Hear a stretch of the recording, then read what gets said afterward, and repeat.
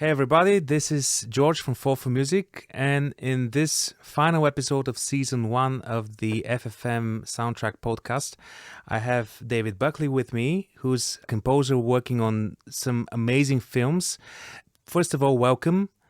And I also have to say that the first time I heard your music was in the film The Town. Not sure if everybody saw that film, but that was a great thriller robbery action film that I really enjoyed, and immediately the first thing that came to my mind was to check the credits afterwards. And you saw my name. Yeah, that's right. And not to mention that a few years later you also worked on one of my absolute favorite franchises and soundtracks, which is the Jason Borne films, which was also an amazing. So I'm speaking mainly from a fanboy perspective here. Oh. Well, that's kind of you, George. Well, lovely to be chatting with you today. Thank you. That was both those films that you mentioned they stand as pretty memorable experiences in my time of doing this. Challenging experiences in some ways. I don't know if we just want to go straight into it and I can talk about those two films or if you... I think that I'm going to start with a very unorthodox question. Oh, please. And this is probably would be interesting for quite a lot of people, because composing is in a way a solitary profession. And kind of a ego-driven thing, I would say. And you had you worked with Harry Gregson-Williams on The Town. You worked with John Powell on Jason Borne. You also worked with John Ottman for The Nice Guys, which is also an amazing soundtrack, by the way. And how do you handle this? How do you write with the co-composer in mind? This is something that we haven't spoken about in our podcast. Yeah, it's interesting because it's been you mentioned those three, and I also did a film which kind of went under the radar a little bit. It was a Sacha Baron Cohen movie called Grimsby, or The Brothers Grimsby, which I scored with Sacha's brother, Erran. And also, I was never really on a peer level with Danny Elman, but I've done a lot of work kind of behind the scenes for Danny, including the 50 Shades of Grey movies, the last one of which I did, well, let's say quite a lot of heavy lifting on that score. I wasn't credited as a lead composer or anything like that, but I was certainly, in the trenches and trying to get the job done. I think one of the things, it's interesting what you say, you preface this by saying that composing is an ego-driven thing. And I think it has to be to a certain extent, but I think even if you are, scoring a project by yourself, which more often than not I am, sure. I don't know I'm not sure how successful one would be if one's an egomaniac and one says to a director, this is how I want to do it. This is my vision. This is how it must be done. I think there's always space for humility in this business. I think it's always finding that sweet spot between having an opinion and being malleable and being collaborative and being able to adjust that opinion and be able to see other people's perspective. So, and I have, I know composers who are quite strongly driven by their own convictions about what something should be, who often fall into trouble or get into trouble because they don't have that flexibility, and they don't have that kind of agile state of kind of backing down from something. And it really is, I'm not just saying that one should just wither and say, tell me what to do and I'll do whatever you tell me, because I don't think that makes a particularly accomplished composer or artist. You need to come with some kind of perspective. But the only reason I say that before talking about the co-writing is that I think whether you're writing by yourself, whether you're writing with a partner, whatever scenario you find yourself in, I do believe that you need to find the muscles that let you be a proper collaborator, and when to speak up, when to back down, and all that kind of thing, how to navigate that stuff. But, certainly the first co-write with Harry on The Town. Now, I had worked for Harry prior to this as an additional composer. So as someone who was writing some music, but, ultimately my job was to fall in line and not really to, basically be set a task and do it with the best ability that I had. When it comes to being named as a composer, you sort of go to bed at night feeling the same anxiety as I went to bed during the town, thinking, oh my God, this is all a nightmare. And I'd wake up in the morning feeling, oh my God, this is all a nightmare. I think if you're writing additional composer, if you're an arranger, you sort of can turn that anxiety and worry off. It's because it's kind of you're not being paid for it to really be your problem after hours. But when you're a composer, you are paid. So you are paid for that. You are on the clock. It's basically your problem until this thing has dubbed, and probably until this thing is released in cinemas. Yeah. So I had experience with Harry. I knew what it was like from the other side. I also specifically worked with Harry on Gone Baby Gone. I guess that was Ben Affleck's first. I think it was his directorial debut. So I think so. Yeah.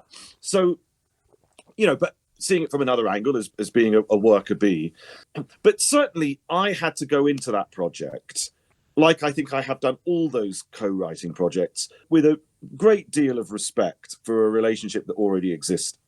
It was never my intention to walk into a room with Harry and Ben and say, guys, I know you did that Gone Baby Gone stuff, but this is how it should go down. This is what we need.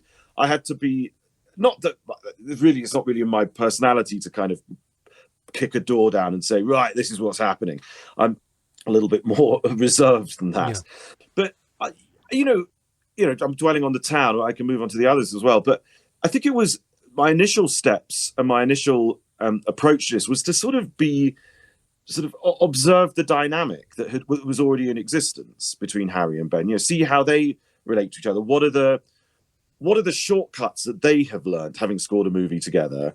And let me learn those shortcuts. Let me figure out what their language is. And one big thing with Ben, and I don't know if it really persists to this day, but I dare say it does, because I think there's an aesthetic with him that probably would remain. So I remember him saying to Harry and I don't want too much music in my music. I remember Harry and I sort of looking at each other, what the hell does that mean? But what we sort of realized is that he wanted things by and large understated. He didn't want, we didn't have any brass in that movie, for example. I think in his mind, brass would have taken it kind of to a way more Hollywood place than what he wanted. But I already knew that a little bit from Gone Baby Gone, and this was an escalation from that. So I think really my first co-writing experience was one of having the opinions with Harry and sort of saying, Harry, we could try this. And Dave, what do you think about that? And, we do a lot of that. But I had to really let Harry be the lead and the focus. And he is significantly more accomplished and highly regarded composer than I am. So there's nothing that I wanted to do. I didn't want to push Harry out the way. It wasn't going to be in my advantage to do that. It was just going to make, it would have been highly inappropriate and basically would have just screwed everything up. Now with John on the Jason Borne movie, this was one where even more so I had to fall into line, because obviously there's a huge legacy of music for the Borne films.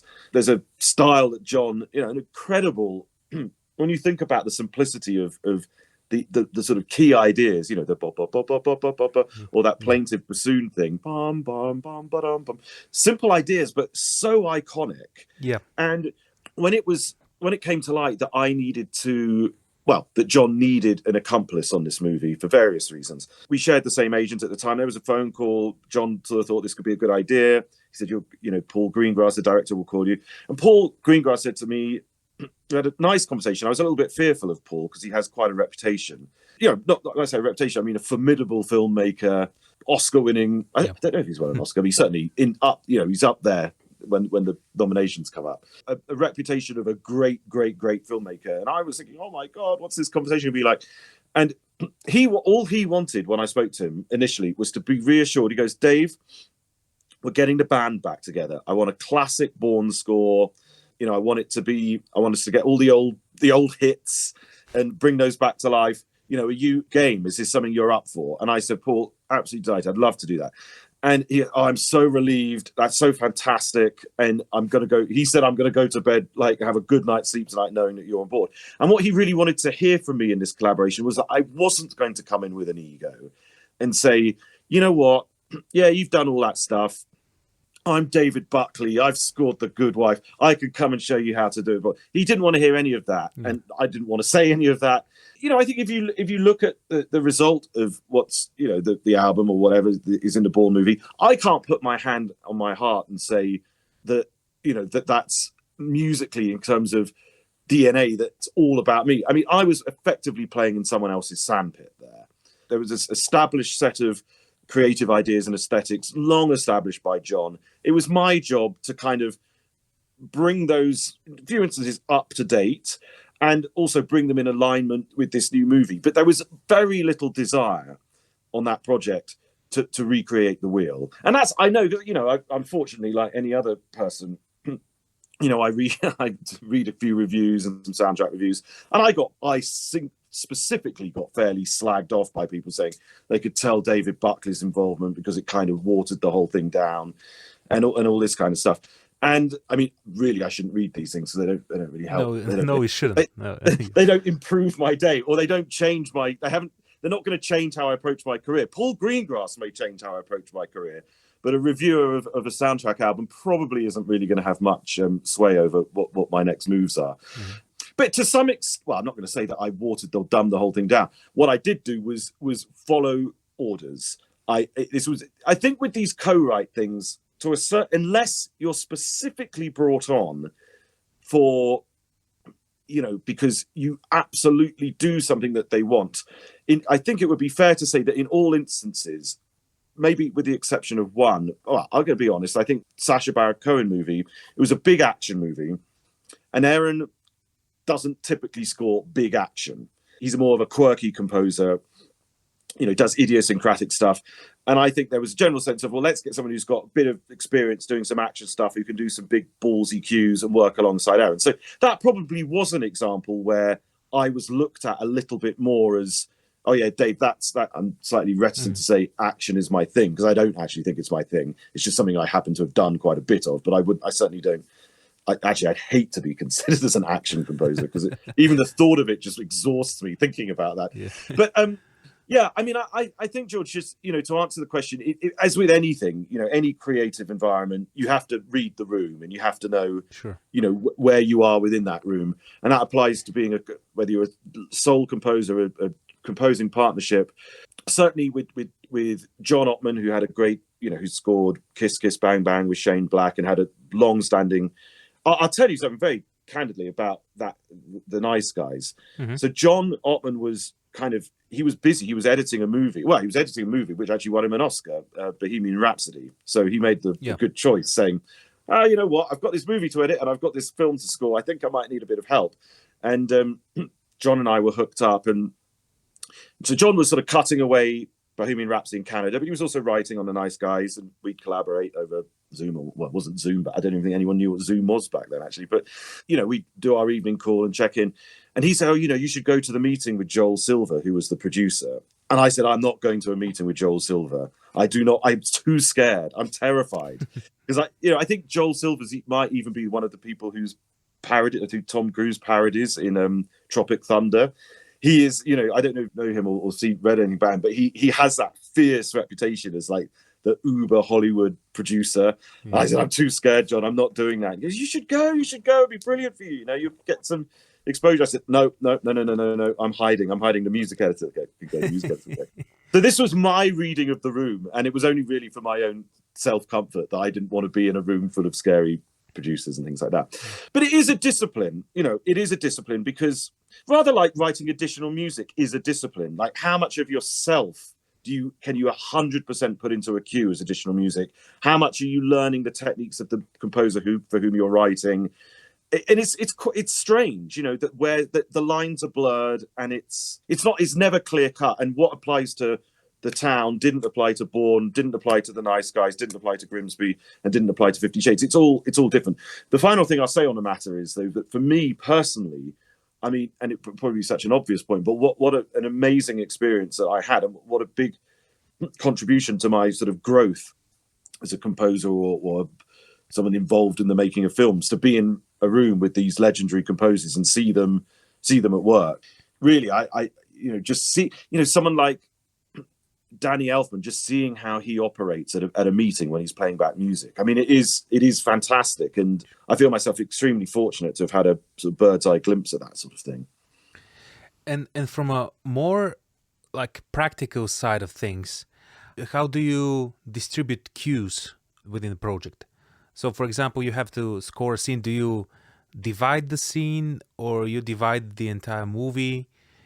With the case of Jason Borne, did you have any like written sort of the aesthetics, as you say, the bassoon, the high bassoon, the strings ostinato, also the ethnic percussion and stuff, because that's very unique in a way. So did you have them notated or? Well, what we did for that was we had a very experienced music editor called Pete Miles, who'd worked on at least, I can't remember how many Bourne films, but I think he'd worked certainly on one Bourne film, and he's quite tightly aligned with Paul Greengrass, the director, and Chris Rouse, the editor. So there was quite a bit of a roadmap, I would say, laid by him in terms of cutting cues from the older films. But I will also say this, what was extraordinary, not only was he cutting cues in for the temp track from the previous movies, he's also cutting stuff from other movies. And sometimes, I'd be listening to the temp track, I'd say, oh, what Bourne movie is that from? Because I heard the ostinato. And they said, oh no, that's not a Bourne movie, that's from something else. I said, but hold on, that is the ostinato. And I sort of thought if John had the mind to kind of sue other composers, he could have probably made $1 billion if he went through the temp track and saw who ripped him off. I'm probably also guilty in that regard. Well, I think everyone's probably got close to it, which is actually one of the nice things working about Bourne, is because you kind of, when I was actually a composer, I thought, at last I can do this without feeling like I've actually ripped someone off. I could actually, say that, I was told to do this. But, so we had a bit of a roadmap set, and as it was a long editorial process, so they got used to some of the stuff. I think in a few instances it was like revamping the Berlin cue from whatever Bourne film that was, or the Paddington cue. So in a few instances it was basically saying, we've made a version of that in editorial that works. We want to bring that back to life, but it doesn't quite work. There's things which don't quite do the trick. So John, he had an assistant, Batu, who you probably know, he was often working away at some of those resurrection cues of bringing sort of earlier things that basically existed back into some kind of new existence. And my task was more often than not filling in things that either had been kind of Bourne rip-offs, but done by someone or other, or just a whole... There were two themes would be selling it a bit too much, but Alicia Vikander's character, she had a little kind of motif, which, and I sort of was responsible for the genesis of that. And then the asset also had something, but even that asset, theme that I did, it was based on the sort of octatonic semitone tone stuff, which is very typical of the Bourne. It's got that kind of ethnic, I put in inverted commas. You can't really say, I don't really know what the octatonic collection, I suppose it's vaguely Russian, I suppose. I don't know, Scriabin used it a lot, but it feels kind of ethnic and feels non-Western to a certain extent. Yeah, that's right. And sort of ties into the Bourne aesthetic. So, yeah, in the case of Bourne, I think that's how the division of labour kind of went, that stuff that had been temped very successfully and was kind of like, they'd grown very used to it, but it needed recreating, it needed reprogramming, all that. So even though we had, there was brilliant ethnic percussion done in all the previous films, we actually in London re-recorded all of it. Which is, on a film like that, is a bit of a nightmare. You kind of, when you listen to it, you kind of think, oh, that's really cool. And then when you actually like peel back the onion and look at the layers, it's like, oh my God, we got like these shakers and this mid-range percussion and these slow stuff. We did loads and loads of sessions, and then sort of pulling it all together was making it sound homogenous and all the rest of it. But yeah, the division of labour was sort of as I described. On something like The Town, I remember, Harry had just had a child or was about to have a child, I think. So that was actually one of the reasons why I was brought on, because he thought, look, I'm going to be in a hospital when my wife gives birth to a baby. I need someone else keeping the fires burning. But I remember when Harry wasn't in the hospital, when he was around, we'd screw around a little bit at the beginning, before we kind of committed to who does what. We'd sort of play stuff sounds a bit cheesy, but he'd play something on the piano, and then I'd say, oh, what about this? And I'd play something on the piano. And, I think there was those days of freedom before we thought, Christ, now we need to start ticking cues off. Yes. I think that's one of the enjoyable parts of any project, is that beginning bit where you're kind of not looking at cue lists and you're not saying, how do I get this done? Or who do I need to hire to, or what orchestra, all that kind of stuff. There's that moment at the beginning where it's just ideas, just throwing stuff at a piano or sequencer or manuscript paper. And we definitely went through that process on the town.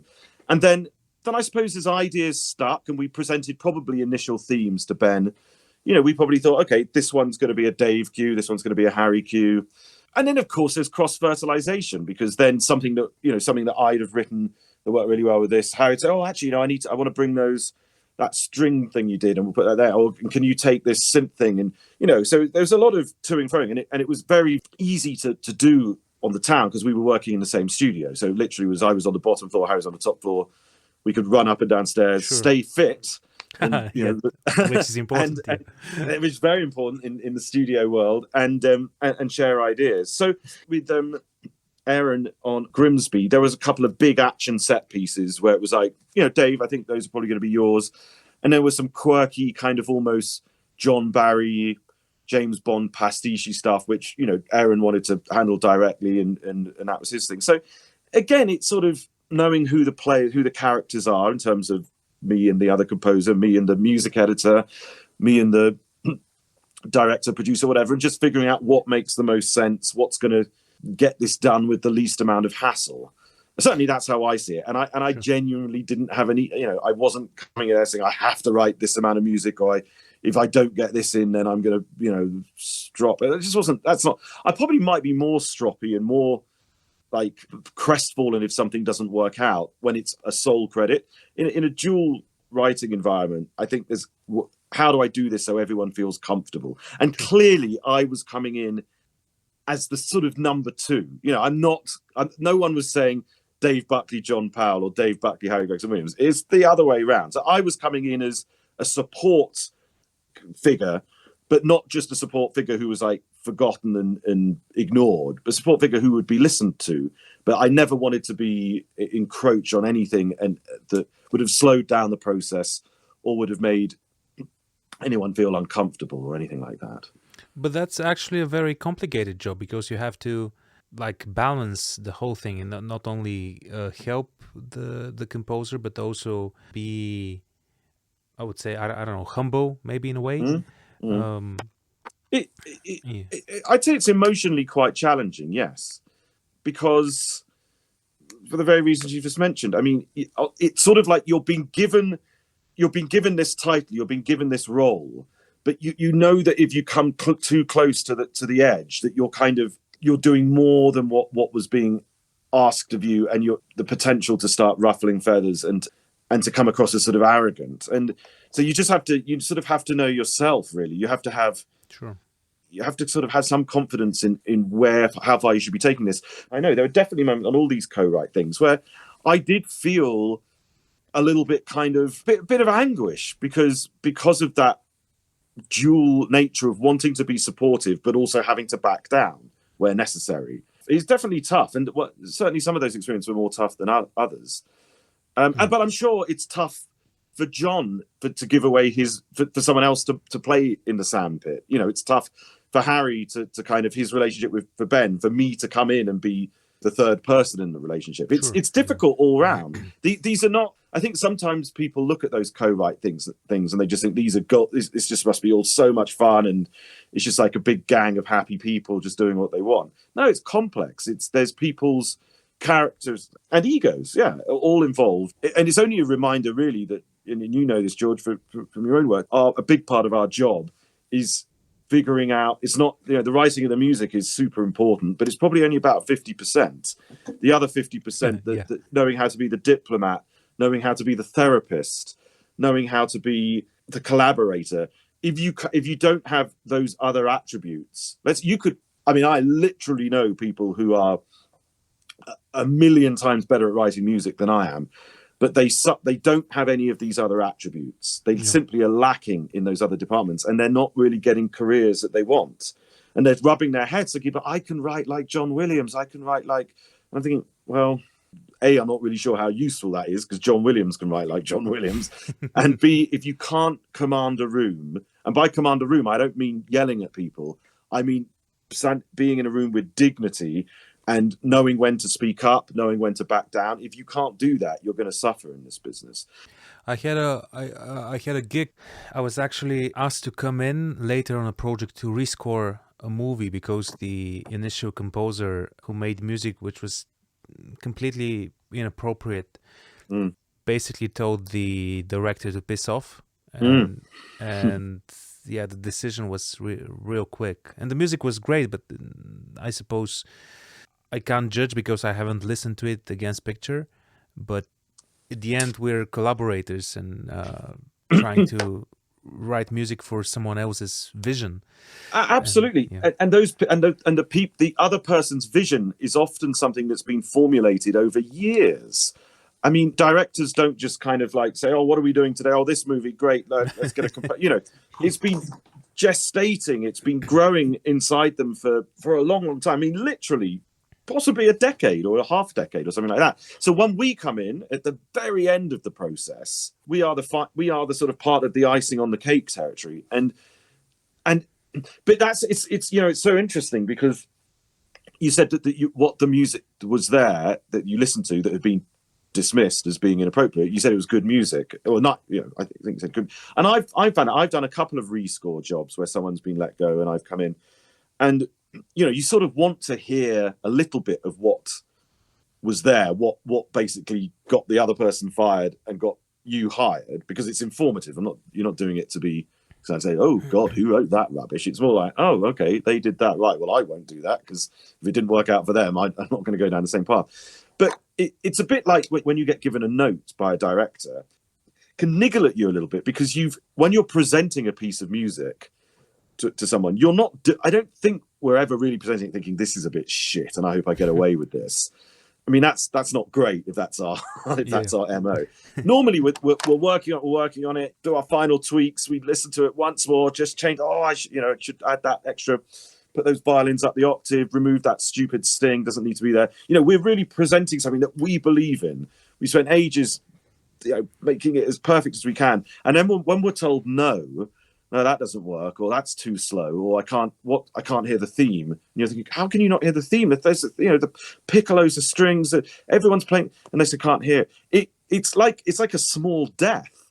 You literally feel like someone's saying something, and how do you handle that? How do you deal with that? And the worst thing is that you tell the director to piss off. I mean, that is just it's sort of crazy, but I mean, it happens. It happens, and the reason it happens is because we're emotionally volatile in this experience. We're stayed up all night to get what we think this cue working as best we can, and someone says no, and that's fucking hard to be on the receiving end of that. Yeah, and you have to learn the skills where you just calm down from it. I mean, now I'm not always very good at these things, I have to say. I mean, I guess I don't know. Well, I consider myself where I am in my profession, like probably the halfway point or something like that. But I'm trying to learn skills, nothing to do with music, more probably to do with therapy and to do with, if someone sends me a page of notes. I actually got this, I think it was just before Christmas. I'd been working on this show and I'd had very light notes. Like in some instances, I got no notes for episodes. I was thinking, Jesus, I love this.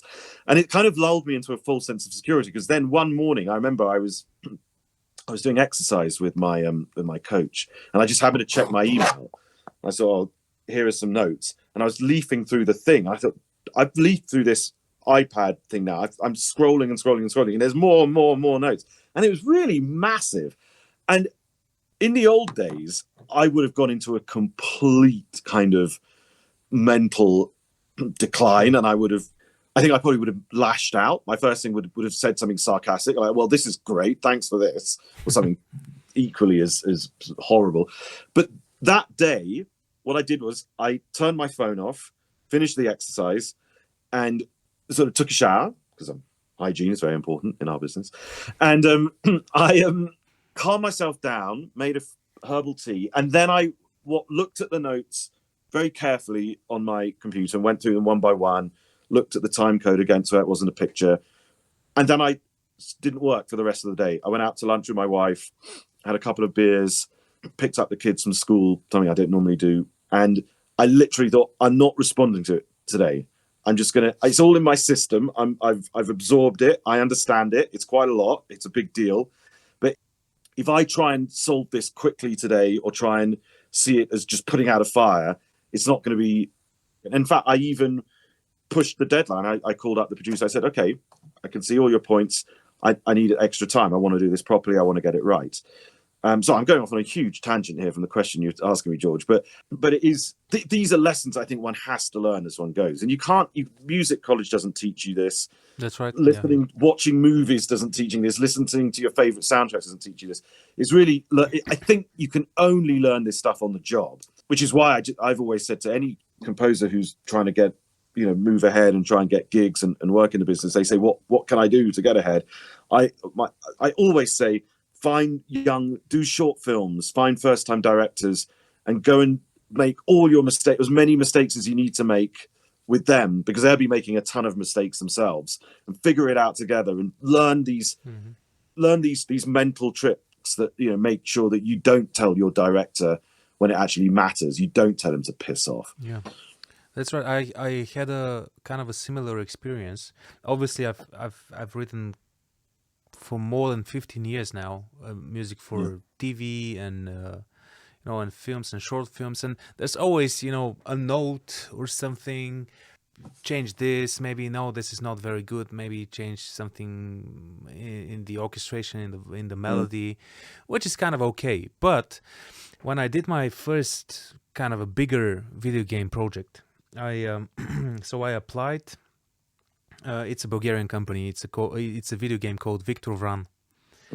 At that time, it was called Freelance Vampire Hunter. So I did a pitch, which kind of got me the job. And afterwards, once I got the contract, I started writing the music based on the pitch. So the similar orchestration and sound. Right. Yeah. You had a kind of tone. Yeah. So, and I was like, can you give me some feedback? And they were like, yeah, sure. Just write a bit of more, like 10 or 12 tracks. It sounds okay. I mean, then we'll put it in the game and you'll get some feedback for it. So thankfully it was linear music, so no adaptive music or whatever. So it was just writing music basically. And one day they sent me an email, and this was something that never actually happened in my life, because I received feedback from the lead artist, the lead programmer, the creative director, the Foley artist, the sound design guy, basically everyone that was in the company, but they didn't know that the music was composed especially for this project. So I assume they thought it was from a music library or something like this. Right. So they were very open and in their feedback. And I received maybe a 12 or 13 page document with this feedback, which was basically piercing through my heart and soul. Yeah. But as you said, this is maybe one of the most important things that in this particular business you need to learn. And let me ask you, George, when you looked at those notes and you got to page 12, did you think, well, they've got some good points here, or did you just think, what the is this? Or what was can you recall what your initial reaction was? Yeah, well, maybe it was a mixture of both, because there were some tracks which were, I considered them to be great. And they were something like, oh, this has nothing to do with the game. It's with the soul of the game, with the main theme and whatever. And I said, oh well, this is a lot of rubbish. There was also someone who I suppose it was also an anonymous, but someone I guess had some sort of a music background. So those are the ones you need to watch out for. Yeah. And he said something like, "Oh, this here we have parallel fifths or whatever." I got angry at some of those, but more likely which is I would say the bigger problem for one's creative side, is that I wouldn't say depressed, but started to question Oh yeah. my skills and whether Mm-hmm. I'm up to Mm-hmm. this. Mm-hmm. Well, And I definitely know what that feels like. yeah, Absolutely.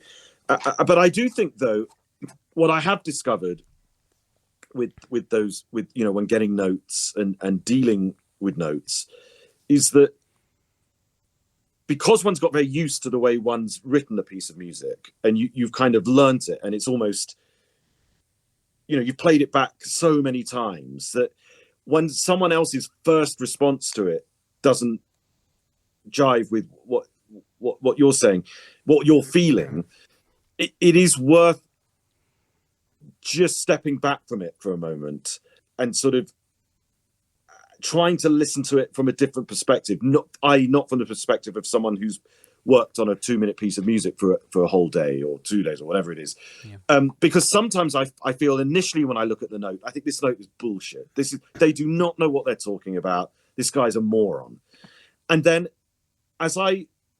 because one has to address notes, as you start kind of reluctantly opening up the sequence and looking at this damn thing, and think, oh my God, what do I need to change? You look at the note, you play it back, watch footage, and you kind of think, oh, you know what?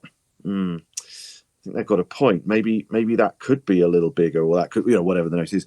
So I've often found that even though my first response to this is one of absolute sort of, it feels like the worst thing on the world, there can come up, and I don't say always, because we also do get given bad notes. There's absolutely no question about it, that people do say to do things which are often terrible. Yeah.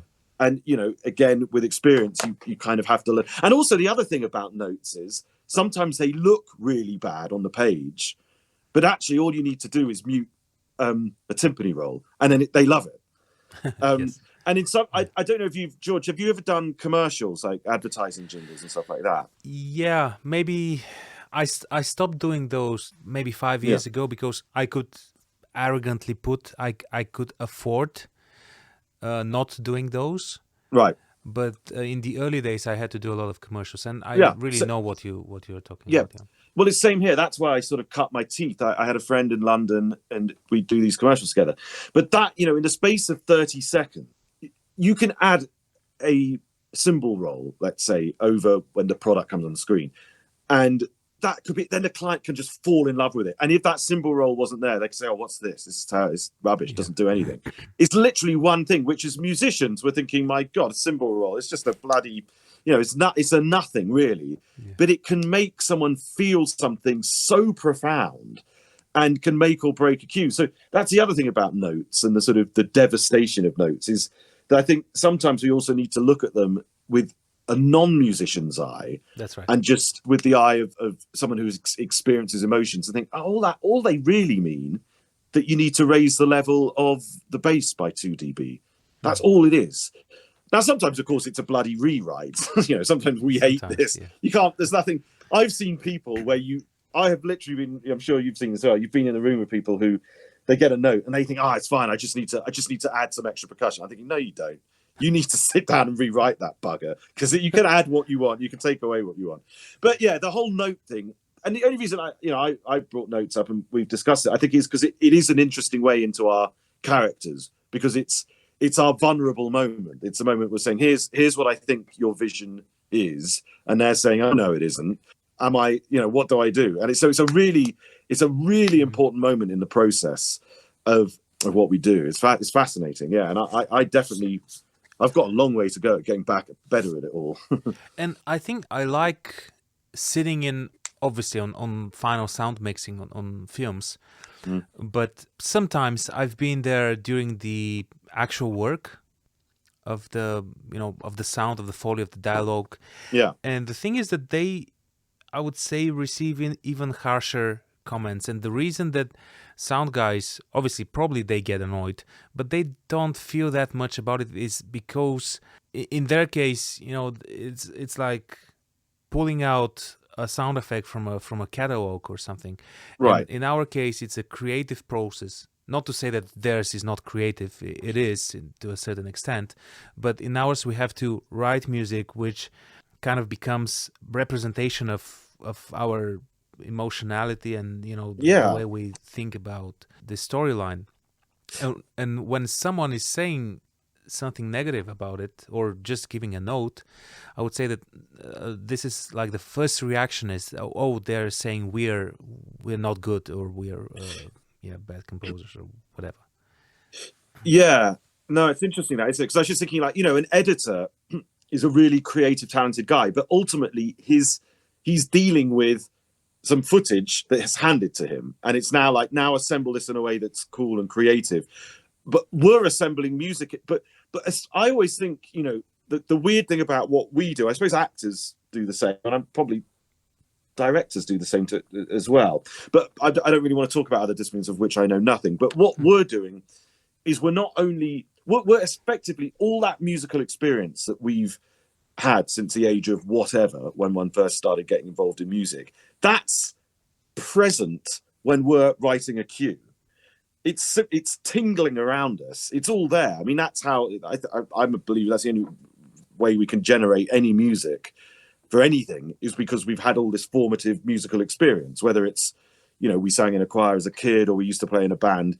I feel that legacy of our past, our musical past, which is entirely tied into our emotional past, is present when we're writing a cue. It has to be. I mean, unless you write in a very weird way where you purposefully ignore all your background and musical heritage. I don't believe that makes a successful composer. I believe a successful composer is one who uses everything in his musical DNA or her DNA. So that's why I think it's quite a vulnerable moment. Whereas if you say to a sound effects guy, that gunshot doesn't sound realistic, I don't think he's going to think back to his childhood or it's I think it's a much more kind of practical kind of, okay, I'll give you a couple different options. I think it's extremely different for us, and it exposes, it's just weird, and probably maybe it's the same for acting as well. I don't know, but it's weird when I think about it like that we are. I mean, it's almost amazing to me that every single film and television composer or video composer doesn't have a sort of, they tend to have copyist orchestrators. They probably should have a therapist, like in their, on their team, because it's big trying stuff in terms of one's psyche. Yeah, that's right.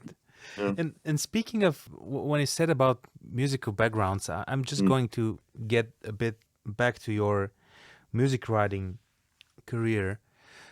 So how do you approach projects? Like, for example, you did a thing with the Forbidden Kingdom with Jackie Chan, and also, which I haven't yet watched, but I know that people were praising this all over the internet and YouTube. Nobody. So these are completely different films in terms of musical aesthetic. So how do you approach them? How do you combine like ethnic music with, jazz and electric guitars and synths? Well, I think a big part of our job is to have some kind of chameleon status. I suppose it depends on the composer. There are some guys out there who just write horror. I often see names of composers who I'm almost waiting. I watch a horror movie. I quite like watching horror movies, and I'm expecting to see some specific names, and I do see, and I think, yeah, exactly, that's right. All is well with the world. That's exactly what they do, and to the point where I kind of sometimes think, well, could they do a romantic comedy? And I think it probably could. It'd probably be very interesting, and perhaps we need more horror guys doing dramas, and we need more drama guys doing horrors, and vice versa. But that might make keep the industry very fresh and interesting. But from my own perspective, I consider myself to have fairly eclectic tastes in the first instance. Even before I got into actually writing for a profession, I have a deep love. My probably prime musical love is that of Renaissance music. Okay. That's sort of, for me, if I was at the end of the day to sit back and listen to some music and have a glass of wine or something, it would almost certainly be something written between 1400 and 1650. That's kind of that's my jam. But I also studied ethnomusicology. I was not particularly accomplished, but I played jazz piano in a band.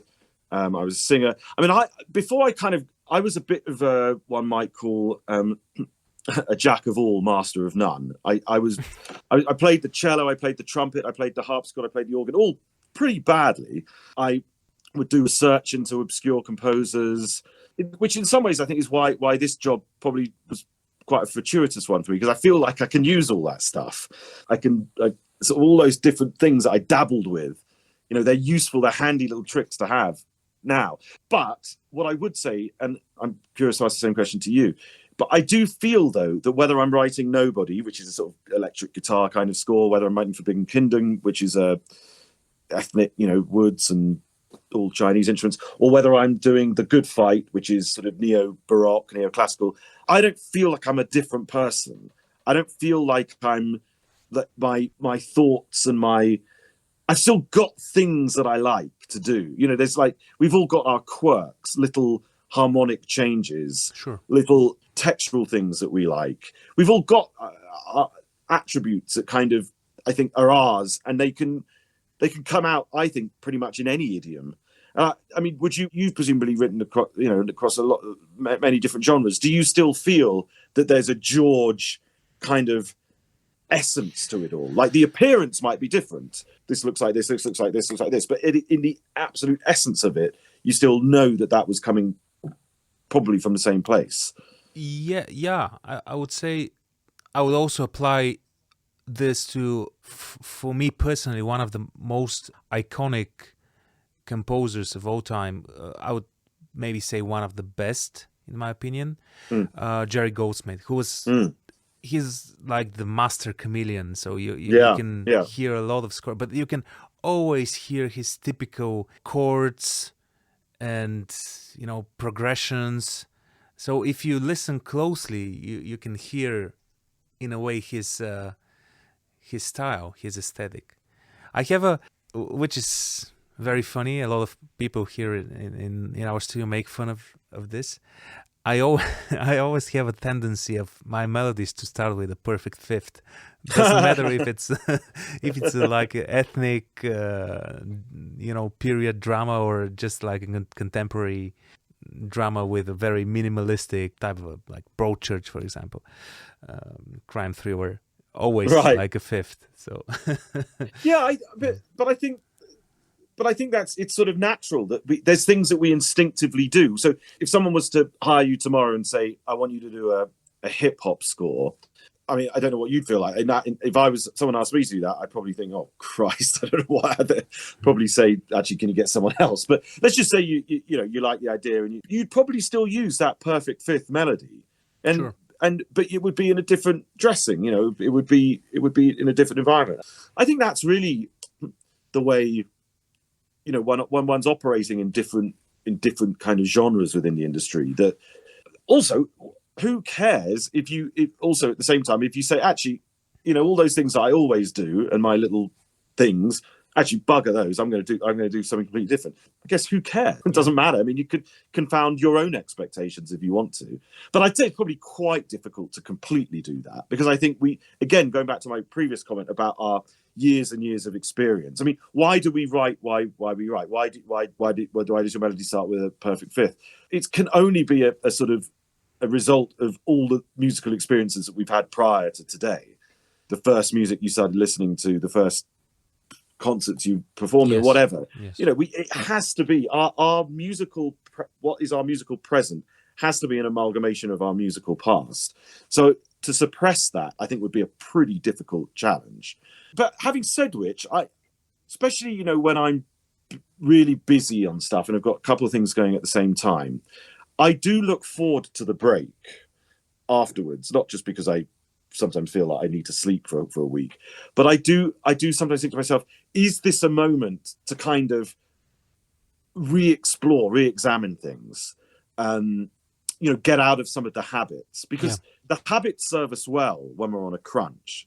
The fact that we know that this sample library absolutely gets what I need in terms of percussion, or all those musical things that I've got in my head, that will mean when if I've got to quickly rewrite something, I've got some stuff, But there's also something to be said for kind of letting go of things. And saying, I want to kind of turn a page and move onto a new chapter. It's hard, if you're a relatively successful composer, you can find yourself moving from job to job and not having that luxury. I think it maybe is a luxury of saying, I want to disconnect from everything that I've done. I'd love this next project, whenever it happens, to not to feel like a real departure. I don't know if you ever find yourself thinking that, you know, how radical you feel your kind of development is, whether you look at like when you finish a project and you get to the next one, where you think, would I have liked to have moved that on much further? Do you ever think about those sort of things, or do you think I'm just bloody glad I got it done and that it, you know, got it recorded and I didn't get fired? I'm really curious how.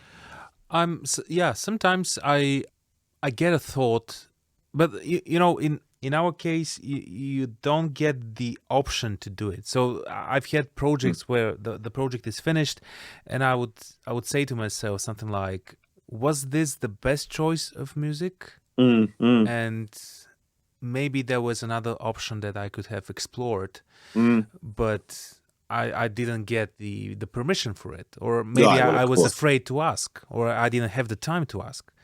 But of course, I did, speaking of what you said, I did think, especially in the previous years, about Hans Zimmer and how he's, in a way, I would say, trapped in his own music. So nowadays he tries to do something different, but I don't know whether he gets the permission of and the freedom to just be creative, which is also a problem, I would say. Yeah, it's a big problem, isn't it? We haven't even touched on that. We've been talking about we've been talking about beating ourselves up for things and self-doubt and all the rest of it. But again, another big part of this business is, one of the first things I do when I start a job is I figure out how musical am I allowed to be in this job. You know, you and I can both write orchestrally, but there are many jobs I'm sure we've both taken on where if we were to really flex our orchestral chops, people would be backing away. No, what's all that? That's way too. What are you trying to say here? I mean, I can remember once I wrote a piece of music. I'm not going to name what it was for, and it was a fairly sort of solid, you know, broad, lots of percussion synths, brass strings, really nothing sort of that groundbreaking about it. It wasn't a main piece of the whatever I was working on. It was sort of B material, and absolutely did the job. But I thought, I just want to put a couple of scales. There was a violin thing, and I thought I want to get from sort of middle range. Violins are going up a couple of octaves. I want to put some scales to get up there. Just seemed like a good opportunity, like an emotional lift. Yeah. And I got a note back from the client saying, we love this. Can you just remove that, whatever that thing is, between 1 minute 30 and 1 minute 31? They literally listened to it, heard a scale, and that for them, I'd crossed the line. I'd become too musical. I'd be like, I was trying to show off almost. And you know, I think especially now with how music and film has changed, where often you hear scores, Chernobyl, Emmy-winning score, probably brilliant music. I think it's brilliant. Everything about it's probably awesome, but it's so different to when we think of the golden age of film music. Yeah. But that's in many ways, how fantastic is that we've got this absolutely incredible gamut of musicals, from basically Wagnerian opera to things that sound like, well, literally the sound of a nuclear reactor. I mean, I can't think of a wider range of things that we can pull from, and everything in between: ethnic music, synth music, music concrete. Which means, though, again, in terms of reading the room, you need to look at the project you're working on, and even if you've got many strings to your bow, which I think is probably a valuable thing for composers to have, we need to kind of say to ourselves, is this one where I'm going to be, demonstrating my harmonic awesomeness, or is this potentially a score where I'm going to find myself riding over a drone for 3 or 4 minutes? And it's what the film needs. It's or the TV show or whatever the project is. It's what it needs. And it's our mission to discover what it needs. And it might well not be John Williams, and that's okay. That's right. I do think Hans, though, I haven't seen Dune, or I've listened to a couple bits of Dune, but that does seem like him doing something, like reinventing himself again and doing something else that's like, sometimes, I think, with the 12 drum kits and stuff like that, I think, well, that's kind of cool, but to me, it kind of sounds like taikos, which Hans has already done, some big taiko scores. Yeah. Just seems like another version of that. But I do forever admire Hans for, it seems to me like he's always trying to find that next little thing. What's the new thing? Is it the ticking clock of Dunkirk or the Shepherd's Stone or whatever? Or, the chorale thing that has lived in, the Thin Red Line and even 12 Years a Slave, not chorale vocally, but it has that chorale-like quality. Yeah. And then I think it's painful for Hans because he comes up with this new awesome concept and then everyone nicks it. Everyone does their version of it. Yeah. That must be, I think Thomas Newman is he also has been kind of plagiarized by pretty much everyone. Yeah, that's right. Because he came up with a brilliant idea, piano over atmospherics. Yeah. Like, it's not like any of us thought, my God, where do you think of that? When you hear it, you think, Jesus, why didn't I think of that? I mean, he does it so beautifully and so well and so tastefully. Well, I think one of the special things about Thomas Newman's sound is not only the modality of it, because you also have some sort of a mode in the piano, but often the clash between, you get a very subtle, like, minor versus major clash somewhere from time to time, which is, I think, something that makes it special. It's lovely. I mean, I had an opportunity to meet Thomas Newman once in a art gallery in London, and for whatever reason I didn't go, which I'm absolutely kicking myself. So I'd love to have met him because I've always love his music. I think it's amazing. I think it's such a unique voice. But I would have the question I wanted to ask him is exactly centered around what you're just saying, George. So I almost feel sometimes I hear that a sort of Renaissance English church music in some of his, not I don't literally hear it, but I hear a kind of waft of it, an impressionistic, but specifically that major minor clash, which is a trait of like English church music and some other countries. So it's got a false relation, or I'd love to know if Tom has sort of made some kind of study of that, or if that was music that or it's just pure coincidence. So it's on the other end of the spectrum. Some people may say it's kind of it could have a indebtedness to jazz, just with the major and minor third. But I hear Tudor church music sometimes when I hear Newman stuff. But whatever it is, it doesn't really matter. It's Newman, it's him, and it's fantastic. I wonder though if he feels that he's had to sort of, when was I think it was probably Shawshank Redemption, where I thought, oh wow, that's Shawshank, and also American Beauty afterwards was American, and Road to Perdition. Those were the first three scores of his. I say scores, I'm not really a scoreless, I'm a film watcher, and then my ear can't help but go to the music. But I feel that he must have had a bit of a grueling time after those movies, with the director saying, "Can you give us your Shawshank? Can you give us your American Beauty?" I'm sure he probably would have said, "Can I give you something else?" And I'd probably say, "Yeah, just give us the American Beauty, really." I don't know. This is just, I wonder if he was sort of forced to not have that, compromised his ability to kind of move forward in the journey because he'd just done something so groundbreaking and so refreshing. I like saying this story. At least that's how I imagine it to have happened. There is a film called The Good German, and it has a fantastic soundtrack, very like Shostakovich-like, and 20s, like early 20s music, and also like an homage to I would say Alfred Newman in a way. And I imagine, I love imagining this to be like Thomas Newman saying, "Hey, you know what? I can write stuff like more than drones and piano." Here it is. Yeah.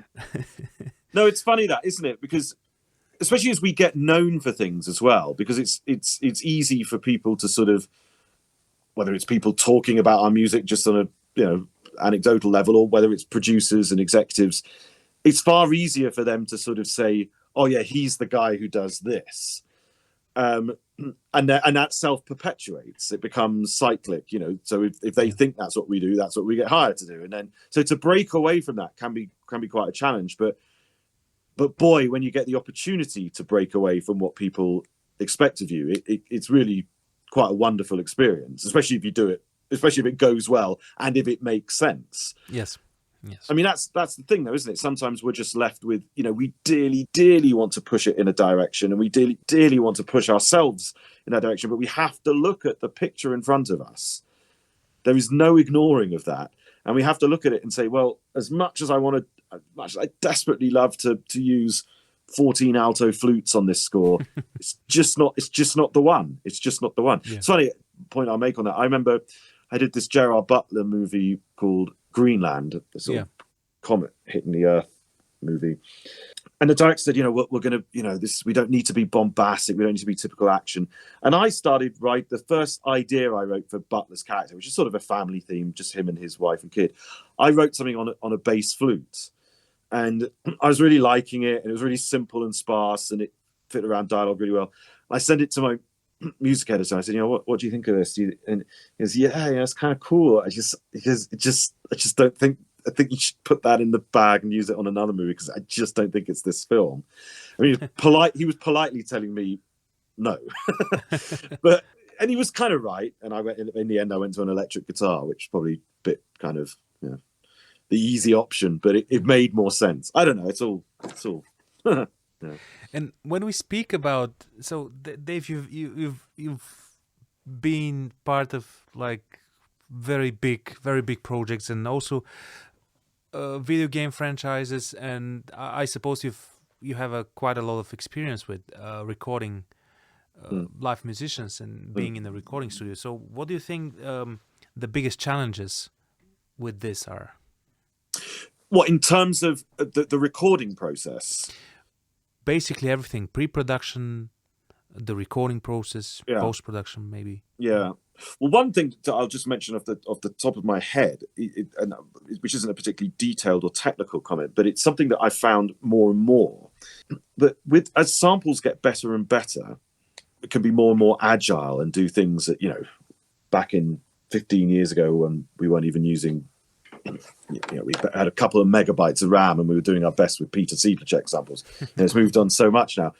And I sometimes find that filmmakers don't even understand why you need to go and get things recorded by an orchestra. Sometimes, they're kind of thinking, I've certainly been on a project once where they said, right, we're done, aren't we? I said, well, no, we've got to go and record.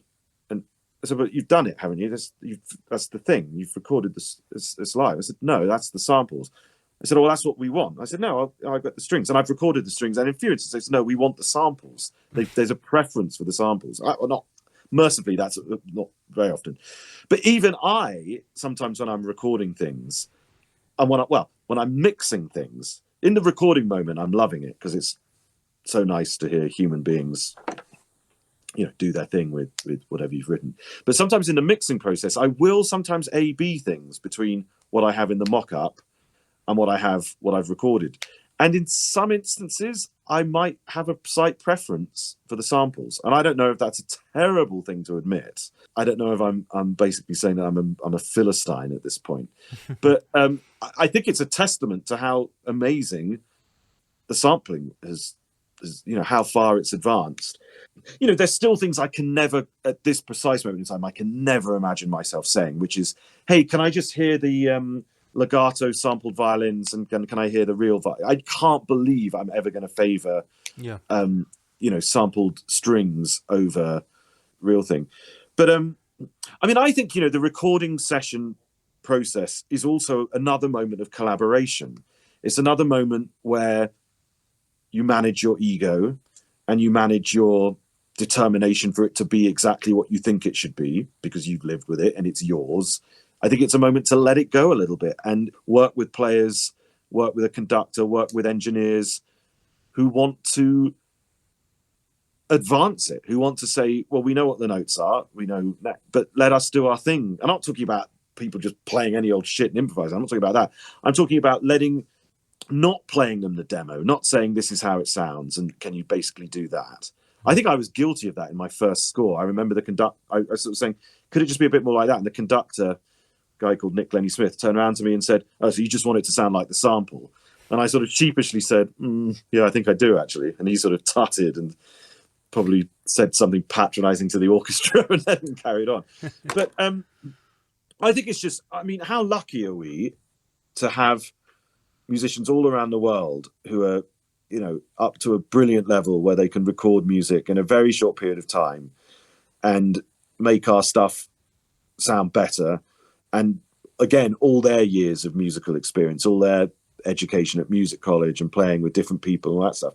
I just think we're so privileged to have that moment in the process if the budget allows. And therefore, I definitely want to hear other people's opinion. What conductor, tell me what you think. Engineer. So for me, it's just a continuation of the collaboration. I've missed being out of physically in rooms for the last couple of years because of pandemics. And, we've all had to kind of change the way we work in that regard. But we found, I know very well working with your team, George. We found ways of doing it which make it incredibly easy, all things considered. But nothing beats being in a room with a player. Yeah, that's right. To see the musicians, actually perform the music and put their hearts and soul to it. Yeah, because you see it's like an energy almost. You see them playing something. Maybe you've written a slightly tricky passage, and you see them playing it and trying to get it right, and then it might promote you to think, oh, actually, you know what, those sextuplet hemi-demi semicolons, actually maybe it'd be better if those were slurred or something like that. But it's hard. It's a little bit harder to do when one's kind of zooming or audio moving. Yeah. Because I think you don't feel that you're really there with them. There's a bit more like, well, I know what it should be, so why isn't it? Whereas I think if you're there and it's a lot more kind of palpable and you're feeling the same sensations, I think one tends to just make collaborative choices which might be a little bit more smart. I mean, it's funny, I lived in LA for 15 years, and I can only think two times when I actually recorded with LA orchestras. Most of the time, it was always overseas, largely because of the kind of union stuff that goes on over there often makes it impossible.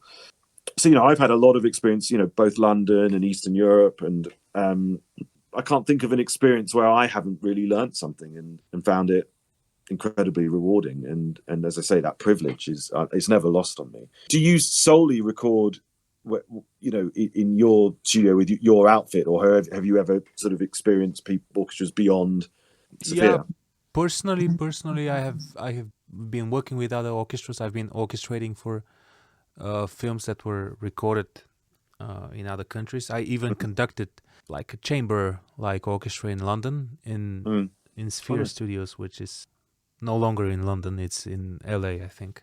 It was a very nice experience because you have a different perspective of how people react. And I'll just give you an example of, and that's my personal opinion. So, for example, I've recorded in Germany quite a few sessions, and I would say maybe that the way they play, it's a bit polite, which is okay, but not for all types of music. And there were certain moments where I would say, can we do this a bit more like più forte, or just even a bit more, and it will still be the same. And however, here we'll have this I don't know, it's maybe a Slavonic or Balkan temper, and often you get people performing louder than it's supposed to be. So there are things that you need to you learn, and I would say you have to also consider when you're working with people from different countries and different cultural backgrounds, because also this applies to their style of playing, I would say. Absolutely. And I think that applies to orchestra, but also even like a guitarist, there'll be certain guys who really excel in certain areas and will bring a specific kind of style or genre to life, and there's other guys who obviously would that wouldn't be their thing. But I also, going back to a previous comment about let's get horror composers to do period dramas, it's also interesting, I think, to present to groups who don't necessarily habitually do something to say, hey, gospel choir, I know you normally sing gospel music. How do you feel about singing, I don't know what, opera? I mean, again, we don't always have the time, budget, and luxury to take those sort of risks and that experimentation. But I think the spirit of that experimentation should always be with us. I think we should always have that, even if we can't execute it because, it's going to screw everything up and it's going to get us fired or we're going to run out of money. I think never just thinking, well, I have to record brass in London because nowhere else in the world can do it. I mean, yes, the brass in London is formidable. and we've all heard it in scores, and we probably all at various times thought, Jesus Christ, that is kind of amazing. But I think we also need to think, but what else? What else is out there? What are our other options? Especially as we need to be nimble financially, because brass in London comes at a cost. So it's not, we don't have, it's all very well having, the perfect plotted, I'll record this here, this here, this here, and this is the ultimate, that's fine for John Williams, that's fine for Desplat. but for mere mortals who, are looking at budgets which don't necessarily provide everything, we do need to understand that we need to be more open-minded with our decisions and not just go with the conventions. I remember one of the first things that Harry said to me when I was sort of cut loose from him, when I did my first project sort of under my own name, effectively going into the world by myself. He made a big point to me about finding your own people, finding your own team, finding your choice of orchestrator, your choice of choir. Because obviously I'd had an experience with Harry where I saw all the people he worked with, and I got to know them on a friendly basis. And indeed, I have worked with them professionally. But he said, it's really important for you to kind of, people of your generation, people that you actually, there's something about them that kind of inspires you. And I think that could apply just as much to an orchestra, to a session musician, to a copyist, anything. I think part of our journey should be to find our great collaborators and the people that we want to work with. And I think we're living in an age where I think it is more and more possible to make those discoveries. Well, I think that we need to do this again, but so many topics that I would say barely scratched the surface. I know. I feel like we've probably done. I probably said way too much. I apologize. No. It was very, very informative, I would say, and it's funny for me because I see that a lot of stuff that I've thought myself, it's not only in my head but also at least one other person. So thank you so much. Yeah, thank you so much for being with us today, and we have to do another one definitely in the next season. I also wanted to ask you so much more things about synths and blending synths and orchestra, but this will be another conversation. No, well, it's really nice, and it's I know you under a few different guises, George. From your awesome samples to your brilliant contracting work with your company, and I know you're so many strings. You're both conductor, composer, orchestrator, arranger. I mean, you did so much, but it's nice just away from. It's just nice to shoot the shit and sort of just and as you say, realize that. Especially, I think. Sorry, I'm still talking, and you want to finish this interview. But No. I was just my final thing was that so much I think about our business is sort of presenting this. I know what I'm doing. I understand it all. Hire me. I'm the best person. I think a bit of self-doubt and a bit of reflection and a bit of two guys just kind of comparing notes and experiences. And what good, the bad, and the ugly is actually really, really useful for us once in a while, because I think there's so much. I think one of the problems we've complemented the digital age, the mere fact that we can do this, the mere fact that I can record a choir, sitting in Andorra, listening to your guys sing as if they're just in the room next door. It's all fantastic. But one of the negative things about the internet and social media is people's need to portray an image so that an executive can buy into it, and that we've got, and I've been literally told this by a former agent of mine. It's not about the music, it's about the image. It's about your strength online, your online presence, all that. I completely ignored it. I don't do any of that stuff. And I do sit around doubting myself and sit around doubting the industry and doubting. So it's not that I'm obsessively negative, but I spend quite a little bit of time sort of being reflective about things. And I do think it's important for these conversations to happen, for people to realize that even people who are deemed as being somewhat successful still have to kind of figure shit out. I mean, I think we'll forever be doing it. Well, I think, there's millions of other composers you can talk to, but I'd certainly once in a while love to check in with you again and cover some other topics and figure out how you see these things and how I see these things, and where there's a meeting of minds. Because it was so forced to be there is this conditioning that we've got, which we got to portray this image that we know all the answers, and boy, do we not, as far as I'm concerned. and I think that whether it's Hollywood or like Europe or Bulgaria, the problems are and the situations are kind of the same. Maybe the budgets are different, but our profession is not only writing music but also being communicating. So that's the key to it. Yeah, absolutely. All right. So we'll have to do it again then, Yeah, George. definitely. Thank you so much once more. Absolute pleasure. Thank you. Cheers.